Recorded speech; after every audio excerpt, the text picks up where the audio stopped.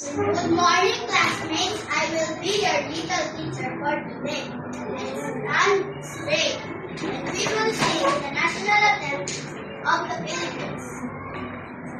Bayang mag-ibig, versus sinama, upang hinirang, ngunit ka lang mag-ibig, sa manlulupig.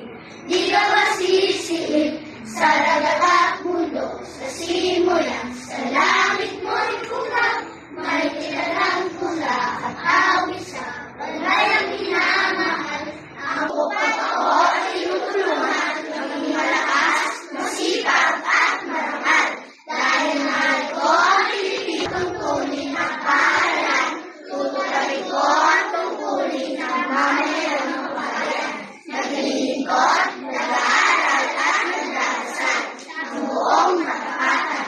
Iaalay ko mga Pilipinos whose passionate in other country and whose values and competencies enable them to realize their full potential and contribute meaningfully to building the nation.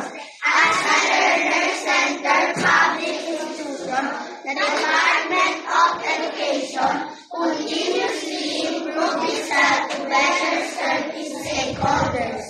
Their end mission: to protect and promote the right of every Filipino for quality, equitable, cultivated, and complete education where students learn in a child-friendly, gender-sensitive, safe, and motivating environment. Teachers facilitate learning and constantly nurture every